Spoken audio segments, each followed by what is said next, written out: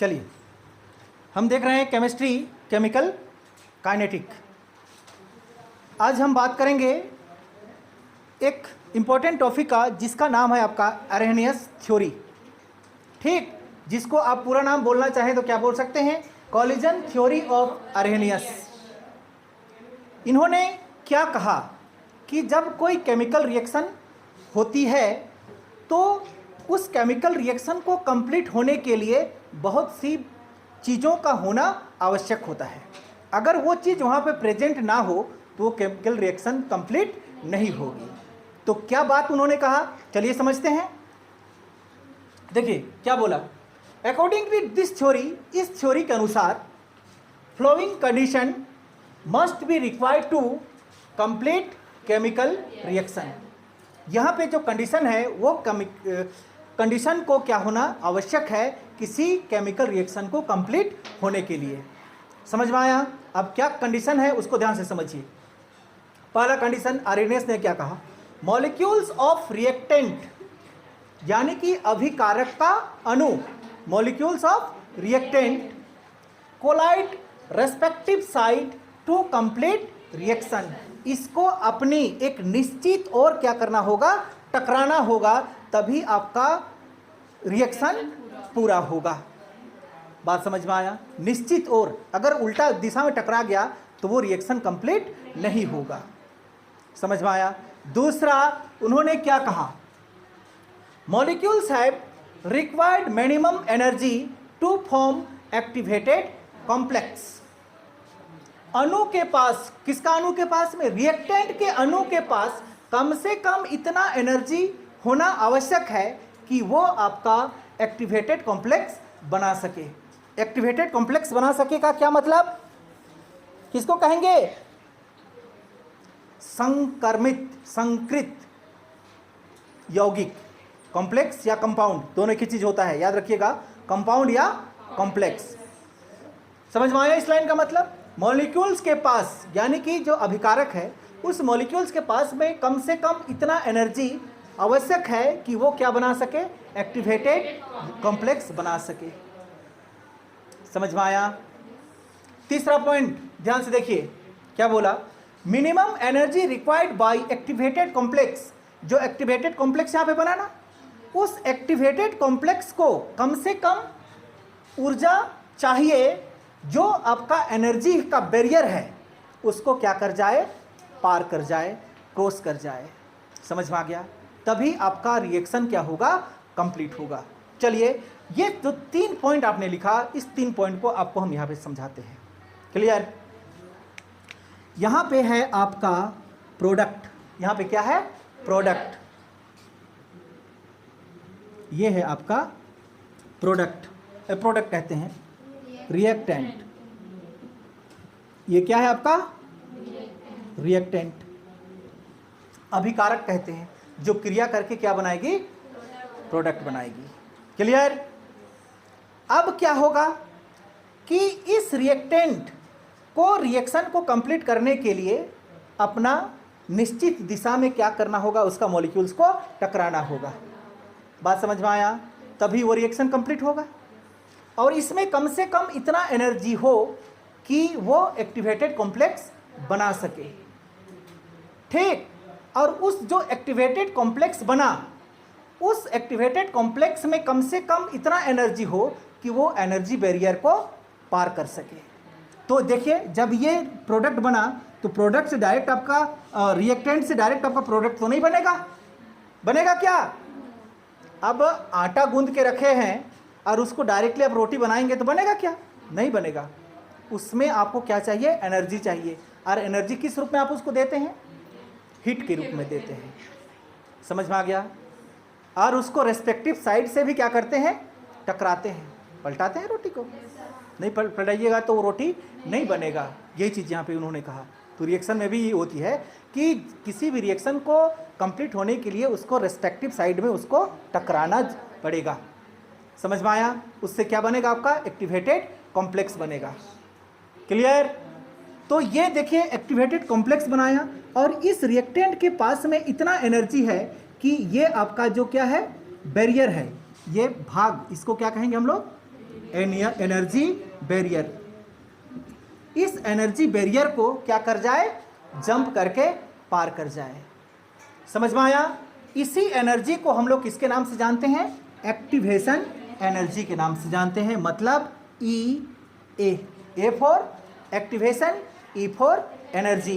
तब जाके आपको यहां पे क्या मिलेगा, प्रोडक्ट मिलेगा। ये देखिए, ये भाग किसको दिखाया था आपको, प्रोसेस ऑफ रिएक्शन को, और ये भाग किसको दिखाया, एनर्जी को। समझ में आया? एक्टिवेशन एनर्जी पूछता है क्वेश्चन में।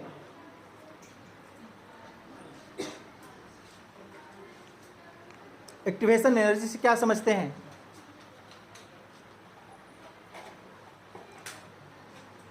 अब यहां पे फिर हमारा और कहानी बदलने वाली है। हमारे पास में दो प्रकार की रिएक्शन होगी, एक होगा एंडोथर्मिक और एक होगा एक्सोथर्मिक। एंडोथर्मिक का मतलब, जल्दी, उष्मा निकालता है या उष्मा को लेता है? हाँ? एक्सोथर्मिक मतलब, एक्सोथर्मिक उष्मा छेपी। क्या? उष्मा छेपी, उष्मा शोषी। ये रिएक्शन आपका दो प्रकार का, एक बार फिर से मेरे बात ध्यान से सुनेगी। एक आपका एक्सोथर्मिक और एक होता है इंडोथर्मिक। एक्सोथर्मिक का मतलब होता है उष्मा छेपी। वो रिएक्शन के दौरान क्या करता है, उष्मा को छोड़ता है। समझ में आया? क्या करता है, उष्मा को छोड़ता है।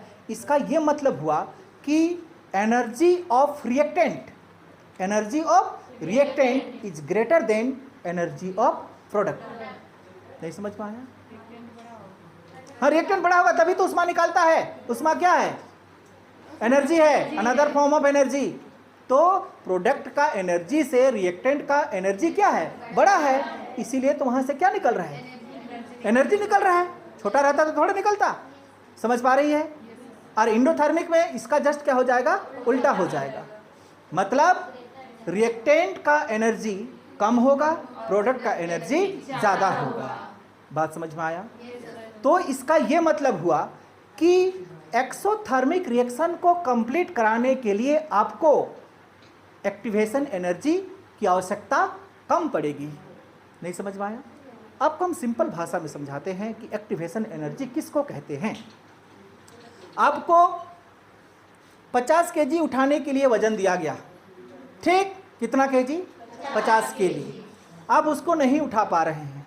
ये देखेंगे आप जहाँ पे लेबर कुली लोग काम करता है ना, वहाँ पे तो अगर आप क्या बोलेंगे, जोर लगा के हैसा, सुने हैं कि नहीं? हाँ, तो वो क्या है, आपका एक्टिवेशन एनर्जी है। अपने बॉडी का एनर्जी को क्या कर देते हैं आप, एक्टिवेट कर देते हैं, और वो 50 केजी उठ जाता है। बोलो, देखिए कि नहीं? देखिए, बहुत बड़ा सा चट्टान है, उसको धकेल रहा है, नहीं धकेला रहा है, क्या कहता है, जोर लगा के ऐसा। मतलब क्या हुआ, अपने अंदर का एनर्जी को लोग एक्टिवेट कर दिया और उस बैरियर को पार कर दिया, और घड़घुड़ा गया पत्थर उधर। बोलो, समझ में आया? तो इस यही कहानी आपका रिएक्शन में भी होता है। जब रिएक्शन नहीं हो रही है तो अपने अंदर का एनर्जी को क्या करता है, एक्टिवेट करता है कि उस एनर्जी का बैरियर है उसको क्या कर जाए, पार कर जाए, और क्या बना दे, प्रोडक्ट बना दे। बात समझ में आया? क्लियर? लेकिन यहां पे हम बात कर रहे हैं किसका, एक्सोथर्मिक का। एक्सोथर्मिक का रिएक्टेंट का एनर्जी क्या है, पहले ही ज्यादा है, तो उसको एक्टिवेशन एनर्जी की ज्यादा आवश्यकता नहीं होगी। समझ में आया? लेकिन इंडोथर्मिक में प्रोडक्ट का ज्यादा है और रिएक्टेंट का कम है, तो प्रोडक्ट बनाएगा कौन, रिएक्टेंट। तो प्रोडक्ट बनाने के लिए उसको एक्टिवेशन एनर्जी से भी ज्यादा एनर्जी चाहिए, तभी वहां उस केस पे आपका प्रोडक्ट बनेगा। बात समझ में आया? क्योंकि वो उष्मा को अपने ओर ऑब्जर्व करता है, जबकि ये एक्सोथर्मिक उष्मा को निकालता है। ज्यादा एनर्जी इसलिए निकाल रहा है, उसके पास में कम एनर्जी है तो एनर्जी लेगा, एक्टिवेट करेगा, तभी आपका कंपाउंड मतलब प्रोडक्ट बनेगा। बात समझ में आ रहा है? क्लियर हुआ? चलिए, वो टॉपिक को पढ़ने से पहले हम एक और छोटा सा टॉपिक पढ़ेंगे जिसका नाम है आपका threshold energy. Threshold energy.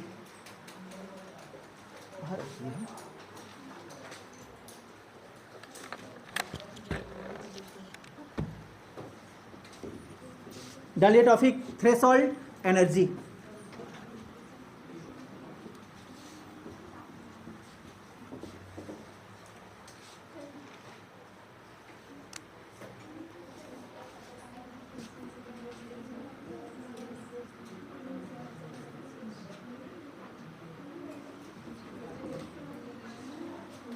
Threshold energy.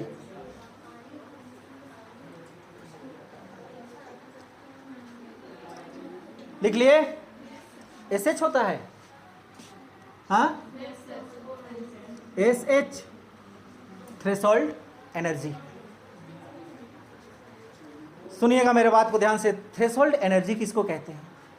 Reactant को मिनिमम यानी कि कम से कम इतनी एनर्जी की आवश्यकता हो, कम से कम, अधिक से अधिक नहीं, कम से कम इतनी एनर्जी की आवश्यकता हो कि उसका मॉलिक्यूल्स क्या करे, कोलाइड करे, टकराए के उस रिएक्शन को कंप्लीट करा दे। कम से कम उतना एनर्जी होना चाहिए। वही एनर्जी क्या कहलाती है? थ्रेशोल्ड एनर्जी कहलाती है। अब गौर कीजिएगा, घर में जाकर प्रैक्टिकल कीजिएगा। एक गिलास में पानी लीजिएगा, ठीक, वहाँ पे एक चम्मच क्या डालेंगे? नमक। उसको घोलिएगा, वो घुल जाएगा पूरी तरह से। और एक चम्मच क्या डालेंगे? नमक। उसको फिर से घोलिएगा, घुलने के बाद में और एक चम्मच नमक डालेंगे, उसको भी घोलिएगा। उसी तरह से आप डालते जाएंगे। आपको एक ऐसा समय मिलेगा कि आपका डाला हुआ नमक नहीं घुलेगा उस पानी में। क्यों नहीं घुलेगा? क्योंकि वो डाला हुआ मॉलिक्यूल्स नमक का पानी के मॉलिक्यूल्स के साथ में नहीं टकरा पाएगा। क्यों नहीं टकरा पाएगा? क्योंकि पानी का टोटली मॉलिक्यूल्स कोलाइड करके प्रोडक्ट बना चुका है, उसके पास में कोई एक्स्ट्रा मॉलिक्यूल्स नहीं है, तब उसका आगे रिएक्शन नहीं होगा, मतलब आपका नमक नहीं घुलेगा।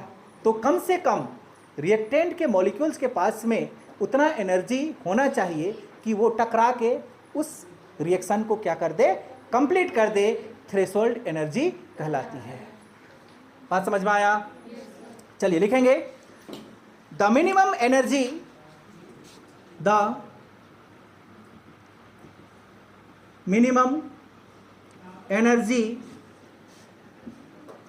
required by reactant molecules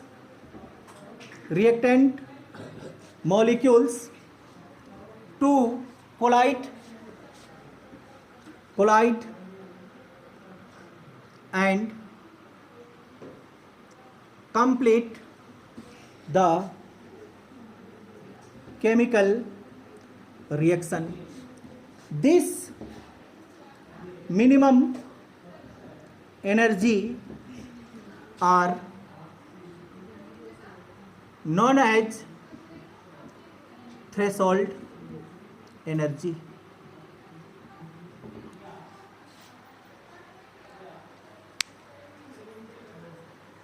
समझ पाई? थ्रेशोल्ड एनर्जी का definition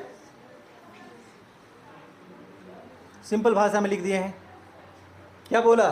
the minimum energy required by reactant molecules to collide and complete the chemical reaction. This minimum energy जो रिक्वायर्ड यहां पे हुआ था, minimum energy, this minimum energy are known as threshold energy. Clear?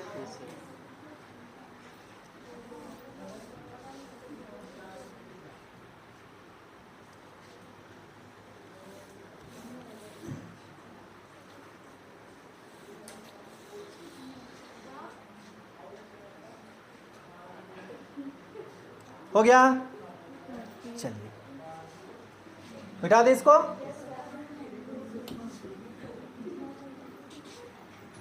Topic डालिएगा, exothermic process.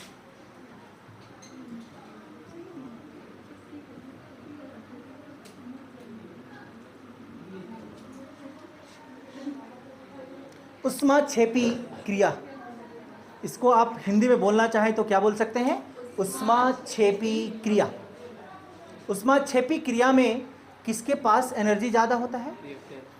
Reactant के पास। मतलब ER is greater than EP. Energy of reactant have more than energy of product. Clear?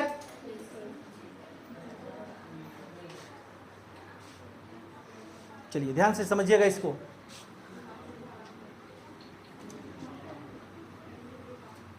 ये reaction आपका क्या था? Process of reaction लिख देंगे, process of reaction. ये रिएक्शन एनर्जी, एनर्जी।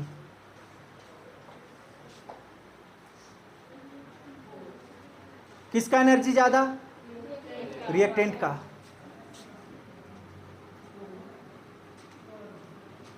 ये लेवल एनर्जी को दिखा रहा है कि नहीं? तो इसको हम क्या लिख दें? ER, और यहां पे क्या लिख देंगे? बोलो। EP। बात समझ में आया होगा? ये लेवल किसको दिखा रहा है आपका? एनर्जी को।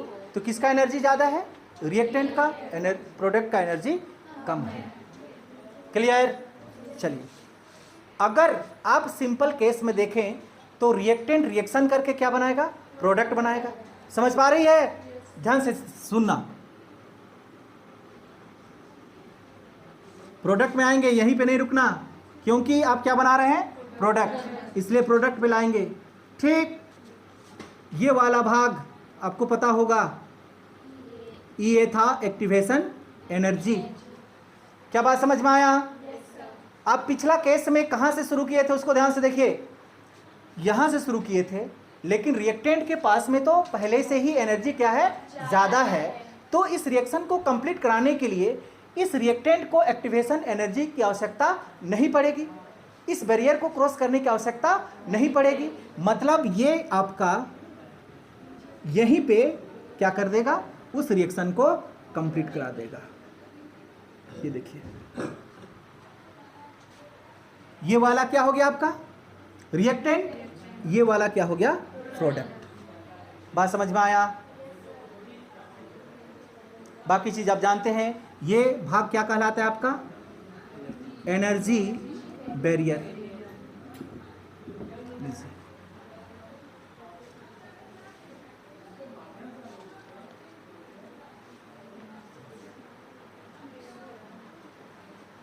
हो गया?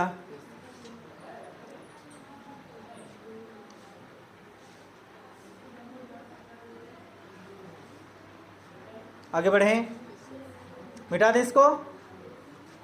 ये समझ तो पाई ना? अगर बोलेगा, क्या बोलेगा आप लोगों को? What do you mean by the exothermic process? तो इसका आंसर ध्यान से देखो। इन this process, in this process reactant have more energy than that of product। नहीं लिख पाएंगे क्या? यही तो है। ये क्या दिखाया आपको? रिएक्टेंट का एनर्जी प्रोडक्ट का एनर्जी से क्या है? ज्यादा है। In this process reactant have more energy than that of product, known as exothermic process. ये फिगर को बना दीजिएगा। हो गया? क्लियर? चलिए मिटा दें। अगला हमारा क्या होगा? Endothermic process. Endothermic process. इस केस में क्या होगा? ER is smaller than EP।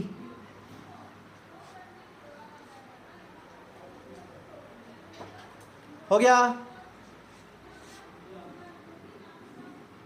बताइए ये क्या है? Process of reaction. ये वाला एनर्जी।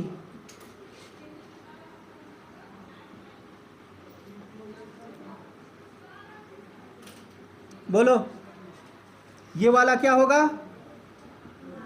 ER, और ये वाला क्या होगा? EP। ये क्यों लिखे हैं समझ में आया ना? हाँ।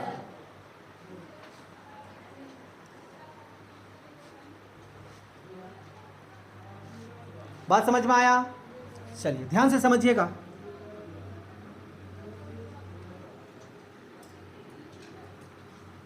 प्रोडक्ट है ना, ये वाला भाग क्या कहलाता था? Activation energy. क्या कहलाता था? तो क्या इंडोथर्मिक प्रोसेस में केवल एक्टिवेशन एनर्जी से आपका रिएक्शन कंप्लीट होगा? क्यों नहीं होगा? क्योंकि रिएक्टेंट के पास में कम एनर्जी है प्रोडक्ट की अपेक्षा में, तो इसको एक्टिवेशन एनर्जी से भी ज़्यादा एनर्जी की आवश्यकता होगी। ये लेवल आपका क्या था? एनर्जी का मैक्सिमम लेवल, यानी कि एनर्जी बैरियर। तो इस केस में क्या होगा? इसको और ज़्यादा ऊपर जाना होगा, तभी ये रिएक्शन कंप्लीट होगा। समझ में आया? डाउट तो नहीं है? बाकी चीज आपको यहां पे लिखने की आवश्यकता नहीं है। ये पॉइंट क्या है आपका? EP। ये देखिए, ये पॉइंट क्या है आपका? ER। यहां से यहां ये क्या था आपका? एक्टिवेशन एनर्जी, और ये एक्टिवेशन एनर्जी से ज्यादा। हो गया? क्या आप लिख पाएंगे इसको? डेफिनेशन लिखो, जस्ट जो लिखे थे उसका उल्टा।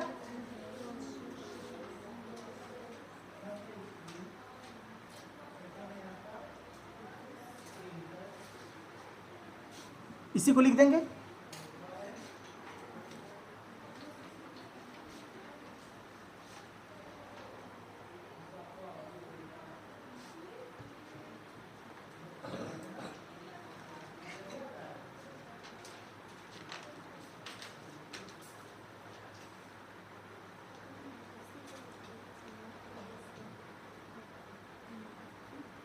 ये देख रही है ना फिगर? आया समझ में? और एक फिगर होगा इधर आगे, नहीं पीछे होगा कि किधर दिया तो नहीं जाने। देखो, और एक फिगर होगा। ये तो हम फर्स्ट में बनाए थे, बोला है।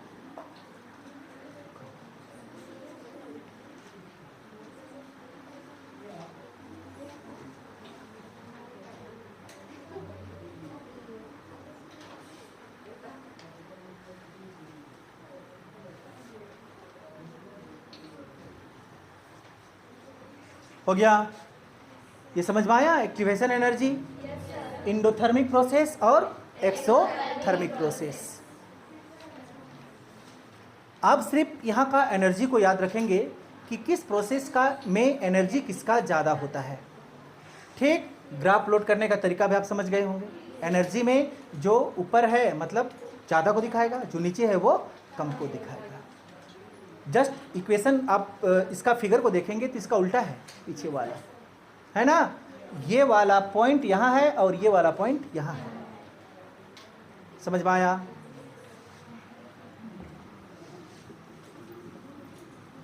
चलिए,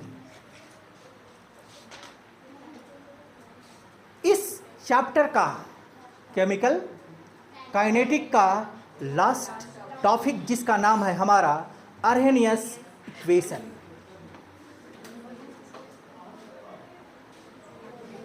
क्या इसको क्यों देख रही है? डालो जल्दी टॉपिक।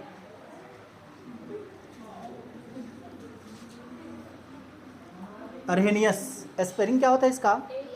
डबल आर ना? हाँ, ऐसे सही है?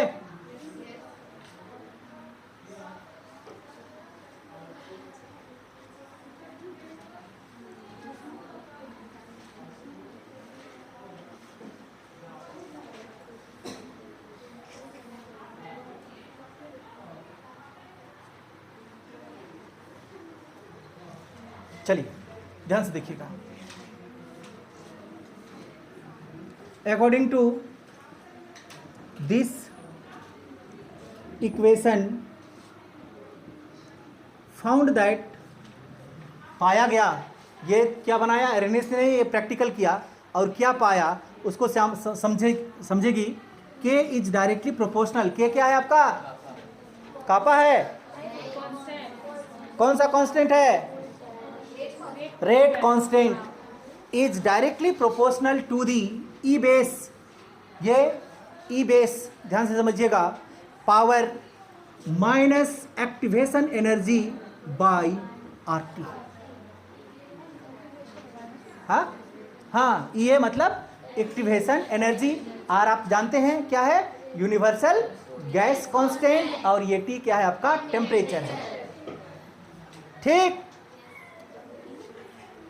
कौन ई ए एक साथ है, एक्टिवेशन एनर्जी ई ए, ये ई बेस, ये नेचुरल लोग हम लगाएंगे उसके लिए, एल एन लगाते हैं नेचुरल लोग। हाँ चलिए, और बोलिए डायरेक्टली प्रोपोर्शनल का साइन इक्वल टू डालेंगे हम, ए क्या था हमारा, रिएक्टेंट। ठीक, ए मतलब रिएक्टेंट, जैसे हम पढ़े थे ना, a plus b give c plus d. हो गया, क्या है फिर, e power minus E A by are t, r t taking log both side, taking log both side, दोनों ओर हम क्या ले लेंगे, log लेंगे, तो इक्वेशन में कोई फर्क नहीं पड़ने वाला है, जैसा इक्वेशन है वैसा ही है। बोलो क्या होगा, log k is equal to log a e power e a by are T.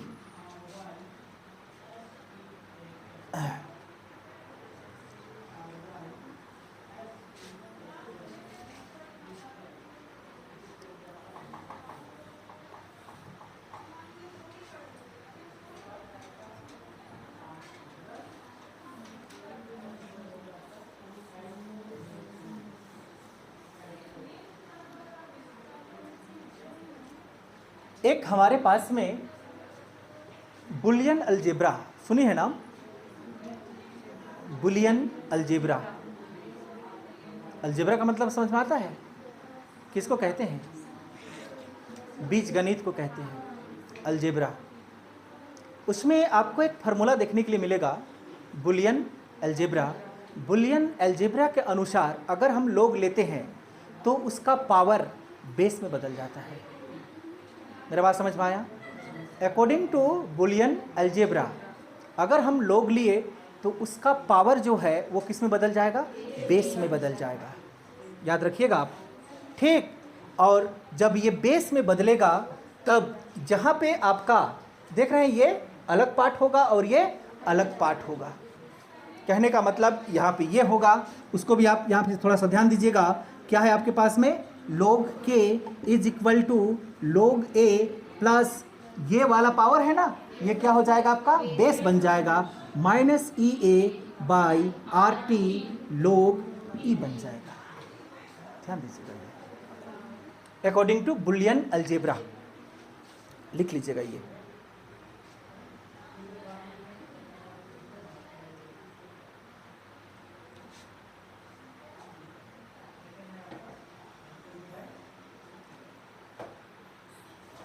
हो गया, चलिए आगे ध्यान से देखिएगा।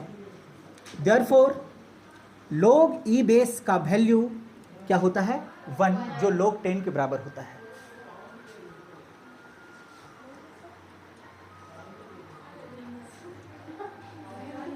ये व्हाट्सएप कॉल आया है,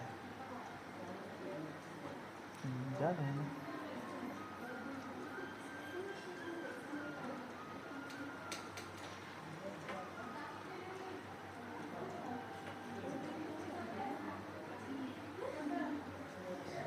चलो,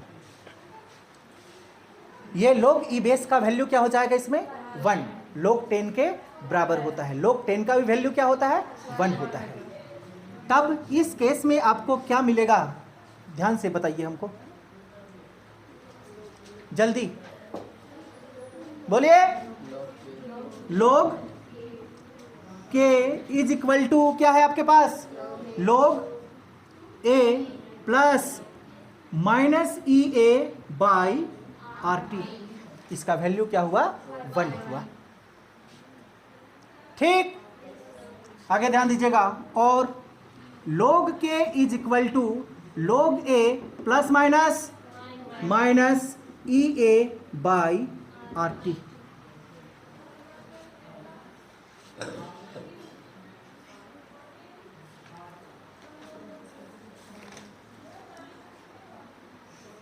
हो गया, डाउट है? चलिए, therefore log e base equal to, आप ये भी जानते हैं 2.303 log 10 नेचुरल log। लगाइए वैल्यू दोनों ओर, यहां पर भी है आपका log के, मतलब यहां पे ई बेस दे दीजिए आप, क्योंकि नेचुरल log में लगता है। ठीक, यहां पर दे दीजिए इस तरह से log ई बेस का पावर ई। समझ में आया? हम log ई लिए हैं, क्या कर दिए हैं, log ई। चलिए, log 10, यहां पर भी आपका ई होगा, यहां पर भी ई होगा, यहां भी ई होगा और यहां भी ई होगा। अब थोड़ा सा बात ध्यान से देखिएगा, यहाँ पे इस वैल्यू को हम यहाँ पे रखते हैं। बोलिए, क्या है आपके पास में 2.303 log 10, फिर क्या है आपके पास में k is equal to 2.303 log 10, फिर क्या है आपके पास में a, नहीं, minus E A by R T, E A by R T. अब जरा इसको, इस इक्वेशन को गौर से देखिए, ये आपका log 10 k है, क्या है, log 10 k है, और ये log 10 a है। तो ये वाला भाग से केवल ये वाला भाग कटेगा।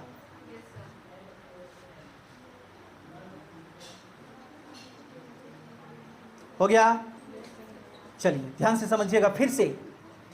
अब आपको क्या मिला, log 10 k is equal to, फिर से जल्दी, log 10 a है, log 10 a minus E A by are T.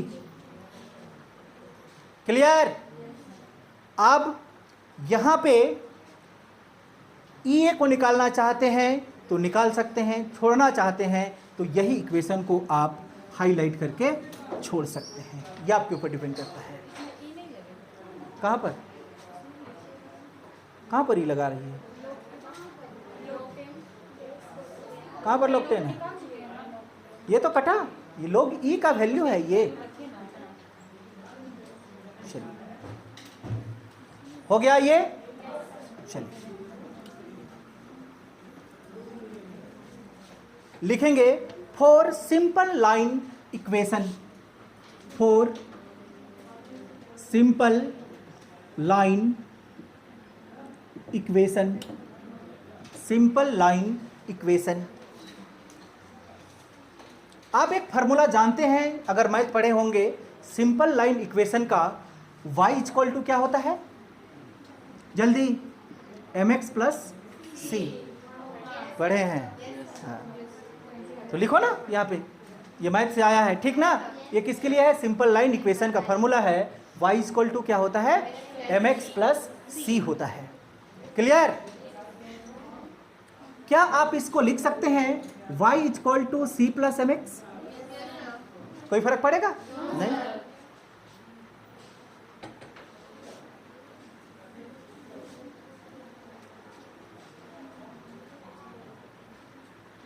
हो गया? ध्यान से समझिएगा। कंपेयर दी एबव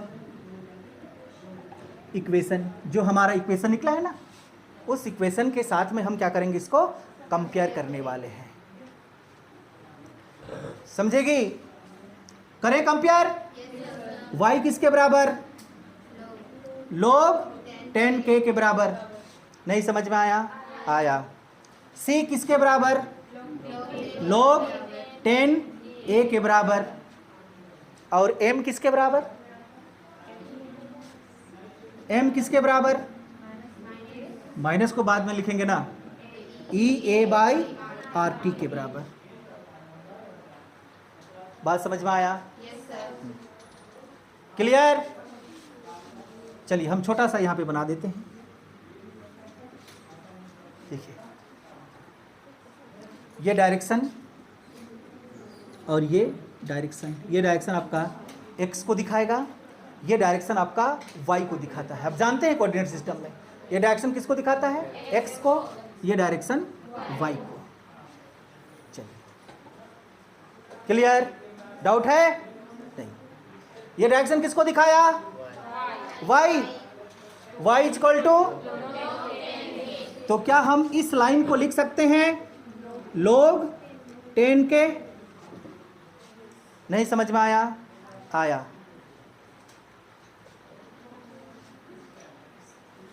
यहां से ये क्या दिखाया? स्लोप। ये स्लोप किसको दिखाता है? m को दिखाता है। किसको दिखाता है? m को दिखाता है। तो m किसके बराबर? ई ए बाई आर टी के बराबर। समझ में आया? और ये तो आपका एक्स ही है। आपका बुक में पलटिए एनसीईआरटी।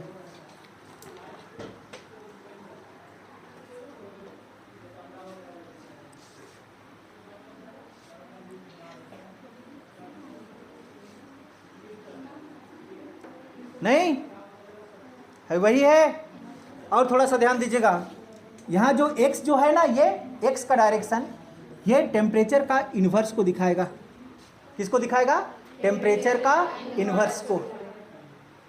मतलब इधर बढ़ेंगे तो टेम्परेचर आपका घटेगा, इधर आइएगा तो टेम्परेचर बढ़ेगा। मतलब आप यहाँ पे लिख सकते हैं 1/T।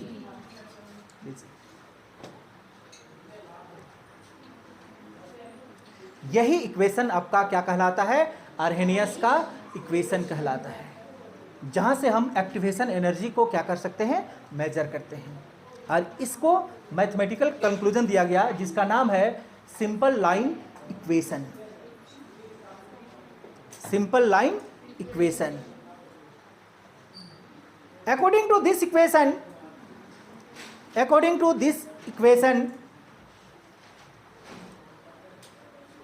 we calculate EA, मतलब एक्टिवेशन एनर्जी, लिख लीजिए ब्रैकेट्स में। इस इक्वेशन के आधार पे हम किसको कैलकुलेट कर सकते हैं? एक्टिवेशन एनर्जी को कैलकुलेट कर सकते हैं। अब एक्टिवेशन एनर्जी को कैलकुलेट करने के लिए क्या करना होगा? ये इक्वेशन EA को हमको बाहर निकालना होगा। सिंपल। तब आपका क्या बनेगा? इक्वेशन बनेगा। वहां पे आप वैल्यू डाल दीजिए।